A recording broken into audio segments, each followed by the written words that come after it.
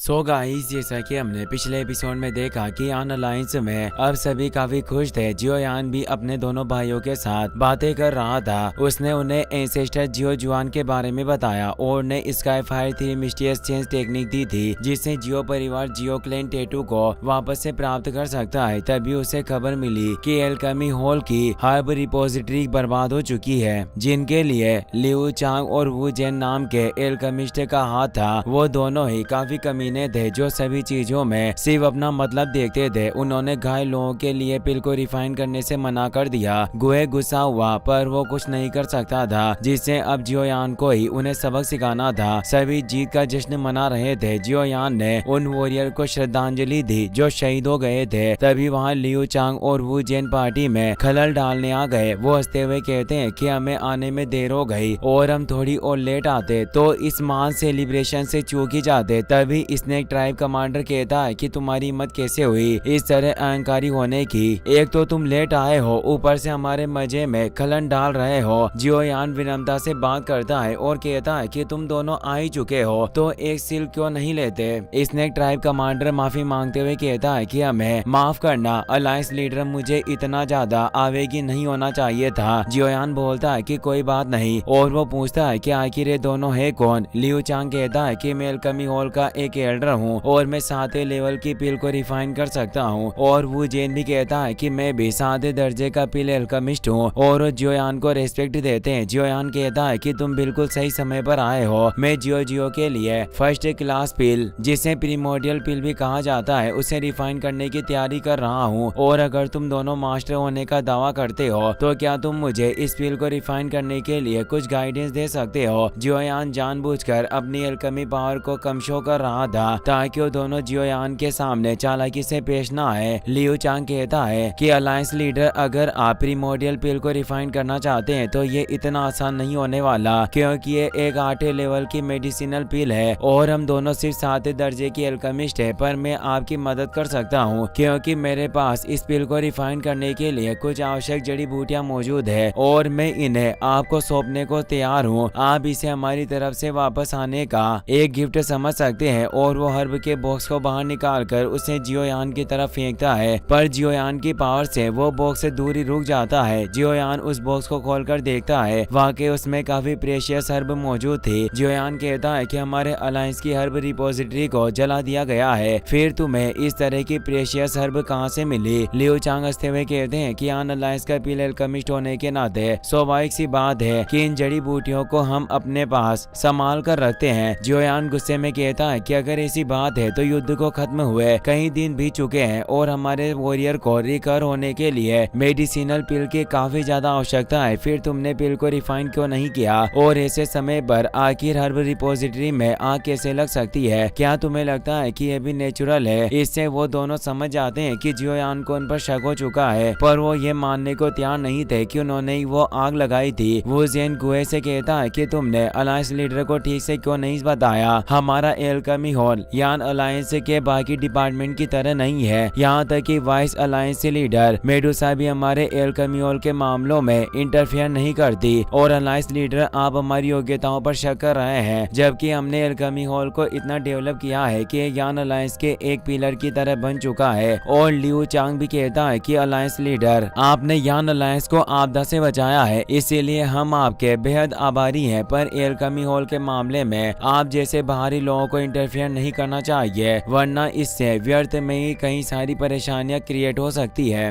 गुहे को ये बात बिल्कुल भी अच्छी नहीं लगी क्योंकि वो जियोयान की इंसल्ट कर रहा था। इसीलिए वो बोलता है कि अलायंस लीडर भी एक पिल एल्केमिस्ट है और इनकी एल्केमी स्किल हमसे काफी ऊपर है, इसीलिए ये किसी भी तरह से एक बिहारी व्यक्ति नहीं है। तो लियू चांग कहता है कि मास्टर गुहे, अलायंस लीडर अक्सर यान अलायंस से दूर रहते हैं, जिससे ये हमारे एल्केमी हॉल के आंतरिक मामलों के बारे में काफी कम जानते हैं। साथ ही आप और मैं दोनों जानते हैं कि एक टियर 8 की पिल को रिफाइन करना कितना ज्यादा मुश्किल है। फिर भी तुम कह रहे हो कि अलायंस लीडर हमसे ऊंचे दर्जे की एल्केमिस्ट है। ये उम्र में काफी ज्यादा छोटे हैं, इसीलिए इसकी काफी कम संभावना है कि ये एक टियर 8 पिल को रिफाइन कर सके। जियो को भी एक आइडिया आता है और उन्हें सबक सिखाने के लिए वहाँ से चली जाती है। जियोयान उन हर्ब को अपने पास रख लेता है और कहता है कि अगर तुम मेरी योग्यताएं देखना ही चाहते चाहते हो तो मैं कल टियर 8 की प्रीमोडियल पिल को रिफाइन करूंगा। अगर मैं इसे रिफाइन करने में कामयाब नहीं हुआ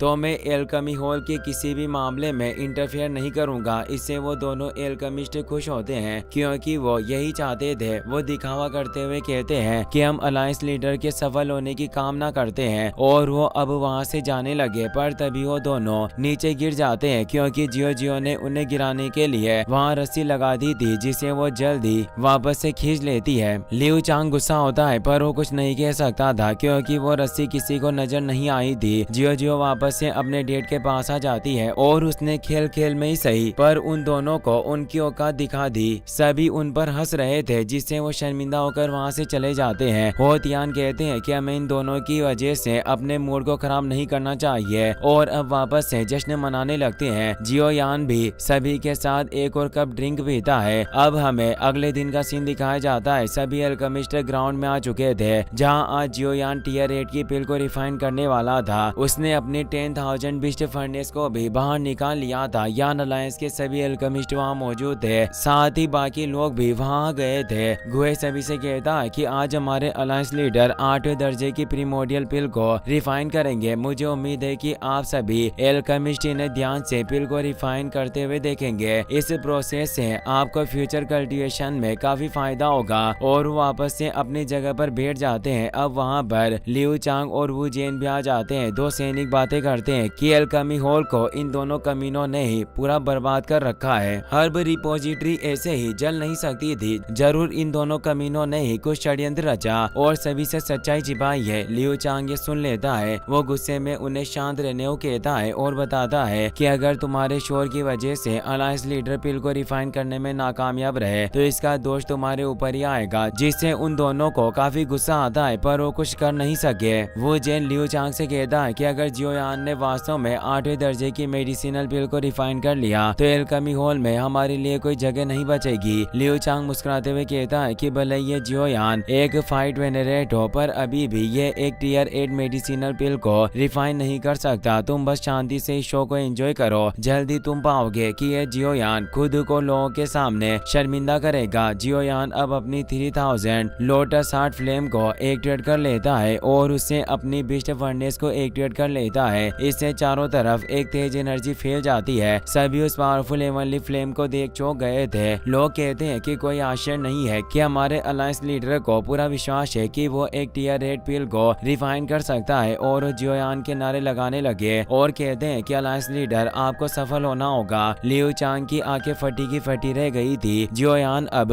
हर्ब को भी फर्नेस में डाल देता है और उन्हें रिफाइन करने के लिए अपनी सोल पावर को एक्टिवेट करता है, जिसका प्रेशर इतना ज्यादा था कि वो पूरे ग्राउंड पर ही दबाव डाल रहा था और वो सभी एल्केमिस्ट इस दबाव को सहन नहीं कर पा रहे थे। और अब उन्हें एहसास हो गया था कि जियो यान वास्तव में टियर 8 ग्रैंड मास्टर लेवल का एल्केमिस्ट है। गुहे भी हैरान था क्योंकि आज तक उसने किसी एल्केमिस्ट का इतना टेरिफाइंग सोल प्रेशर नहीं देखा था। इस प्रेशर के साथ वो इंग्रेडिएंट जल्दी लिक्विड में बदल जाते हैं, जिससे अब वो दबाव बंद हो गया था और चारों तरफ एक फ्रेगनेंस फैलने लगी। टियर 8 पिल को इतनी आसानी से रिफाइन नहीं किया जा सकता था। जियो यान कई दिनों तक उस पिल को ऐसे रिफाइन करता रहता है। अब 8 दिन बाद का सीन दिखाया जाता है। जियो यान अभी भी पिल को रिफाइन कर रहा होता है पर अब उस फर्नेस में से तेज एनर्जी वेव बाहर आने लगी थी। यानी जियो यान अब उस फ्लेम को पूरी तरीके से कंडेंस करने के काफी करीब था। वो अपनी हेवनली फ्लेम के टेम्परेचर को और ज्यादा बढ़ा देता है, जिससे वो पिल अब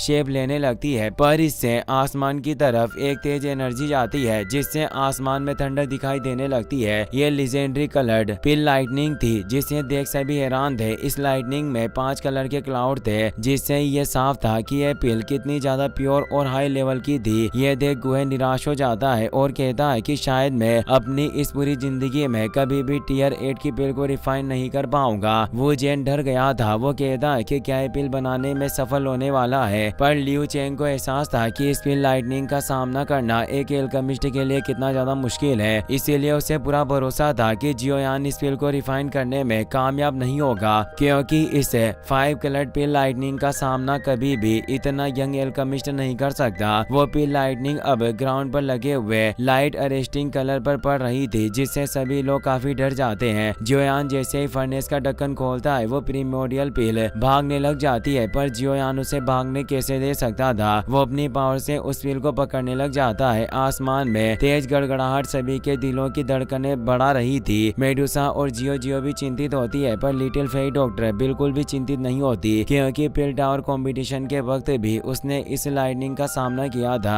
लियू चांग को लगने लगा कि जियोयान इस पिल के साथ ही मरने वाला है, इसीलिए वो अपने साथी वू जेन से कहता है कि इस पिल लाइटनिंग के साथ ही ये यान अलायंस पूरी तरीके से नष्ट हो जाएगा। इसीलिए जब तक ये इसका विरोध करने की कोशिश कर रहा है, हमें खुद को बचाकर खुद यहाँ से निकल जाना चाहिए। और वो दोनों वहाँ से चोरी छिपे निकलने लगे। वो पिल लाइटनिंग एक ड्रैगन का रूप ले चुकी थी। वो ड्रैगन गुस्से में जियोयान की तरफ बढ़ने लगा। यह देखकर हाई बोडोंग काफी चिंतित हो गए। जियो भी काफी डर चुकी थी, पर जियोयान बेखौफ था। वो ड्रैगन जैसे उसे खाने वाला था। जियोयान धीरे से मुस्कुरा दिया और अपने हेवनली अर्थ पपेट को बाहर निकाल लेता है, जो उस पिल लाइटनिंग ड्रैगन का विरोध करने लगती है। सभी बचने के लिए भागने लग जाते हैं। हेवनली अर्थ पपेट की क्षमताएं अब काफी बढ़ चुकी थी। वो उस ड्रैगन को आसमान में ले जाकर नष्ट कर देता है। सभी यह देखकर चौंक गए। पपेट ने सारी लाइटनिंग को अपने अंदर एब्जॉर्ब कर लिया था। उस हेवनली अर्थ पपेट की पावर लाइटनिंग से ही बढ़ती थी, इसीलिए जियोयान ने पपेट को पिल लाइटनिंग का सामना करने दिया और अब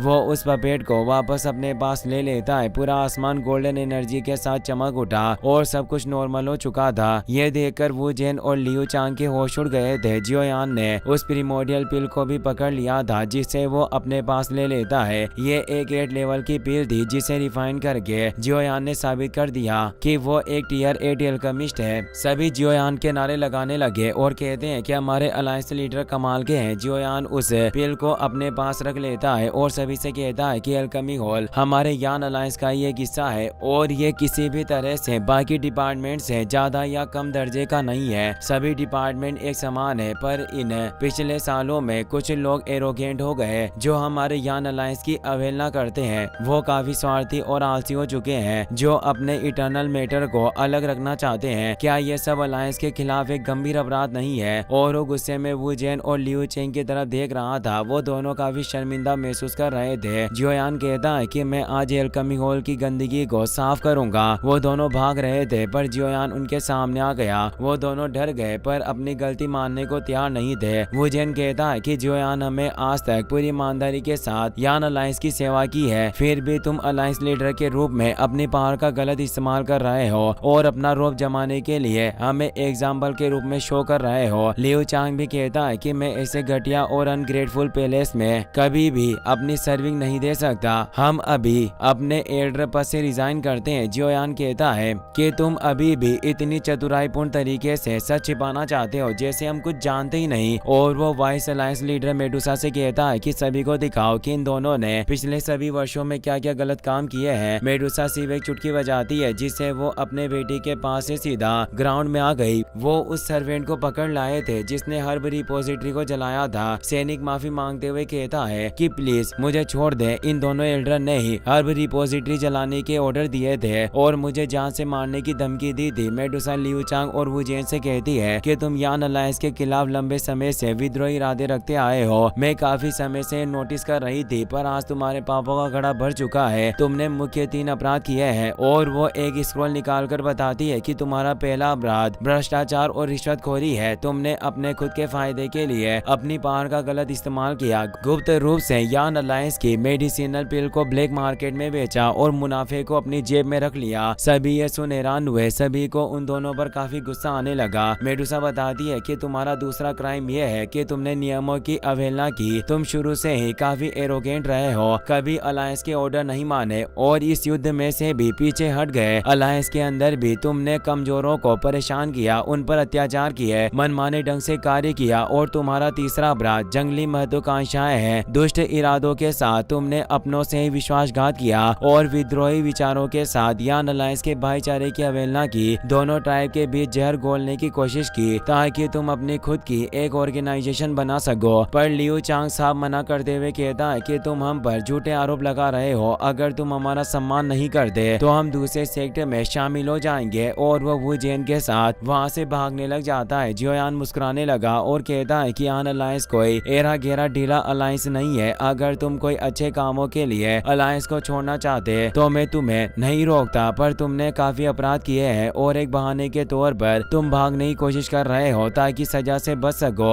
अगर आज मैंने तुम्हें जाने दिया तो तुम दूसरे लोगों के साथ भी अन्याय करोगे और बाकी अल्केमिस्ट के मन में भी ऐसी द्वेषपूर्ण बातें पनप सकती है। अब तुम्हें एहसास होगा कि मेरे यान अलायंस की क्या औकात है और वो अपनी वैक्यूम पाम पावर से उन दोनों के ऊपर तेज दबाव डालने लगता है जिसका वो सामना नहीं कर पाते और जियोयान उन्हें ग्राउंड में जोर से पटक देता है। अब वो सभी तरफ से गिर चुके थे और समझ गए कि उनका यहाँ से भागना नामुमकिन है। जियोयान कहता है कि तुम दोनों अपनी हद पार कर चुके हो। तुमने यान अलायंस के भीतर अस्थिरता पैदा की जो एक गंभीर अपराध है। तुम्हें क्या लगता है कि तुम बस अलायंस को छोड़कर सजा से बच सकते हो? तुम आज तक अपनी मनमानी करते रहे क्योंकि तुम्हें लगता था कि तुम जब चाहो भागकर यहाँ से निकल जाओगे। अगर ऐसा ही चलता रहा तो मेरा यान अलायंस अपने अधिकार कैसे बनाए रख पाएगा? वुजियन कहता है कि लीडर जियोयान, हम टियर 7 पीले अल्केमिस्ट है। काफी कम लोग ही टियर 7 रैंक पर पहुंच पाते थे, इसीलिए तुम हमारे साथ क्या करना चाहते हो? जियोयान कहता है कि तुम्हें अलायंस के नियमों के अनुरूप ही दंडित किया जाएगा। अब तुम जेल में सड़ोगे और वो सैनिकों को उन्हें जेल में ले जाने का ऑर्डर देता है। 4 सैनिक उन्हें पकड़ लेते हैं। इससे वो काफी डर गए और कहते हैं कि हम आपके लिए काफी सारी पिल्स बनाने को तैयार हैं, हमें माफ कर दे। पर जियोयान उन पर कोई रहम नहीं दिखाता। सभी लोग इस फैसले से खुश होते हैं और जियोयान के नारे लगाने लगते हैं। अब एक एल्डर जियोयान के पास आता है। वो बोला, यंग मास्टर, हमने स्पेस वर्महोल की मरम्मत कर ली है और अब हम सेंट्रल प्लेन से में रवाना होने के लिए तैयार है। आपके ऑर्डर पर हम उस वर्महोल को एक्टिवेट कर लेंगे। जियोयान उनकी बात समझ जाता है। गाइस, मैं पिछले 5-6 सालों से एक्सप्लेनेशन वीडियो बनाता आ रहा हूँ, पर मेरे सेकंड चैनल एनिमी लैंड 2.0 पर आधे से ज्यादा वीडियो ब्लॉक हो चुके हैं और अभी मुझे आपके सपोर्ट की जरूरत है। मैं BTTH के मांगा एपिसोड उस चैनल पर एक्सप्लेन करने वाला हूँ ताकि आप BTTH के आगे की स्टोरी जान पाएं। आप उस चैनल को सब्सक्राइब कर लेना और आई बटन में दी गई लिंक से भी उस मांगा एपिसोड को वॉच कर सकते हैं। Thanks for watching.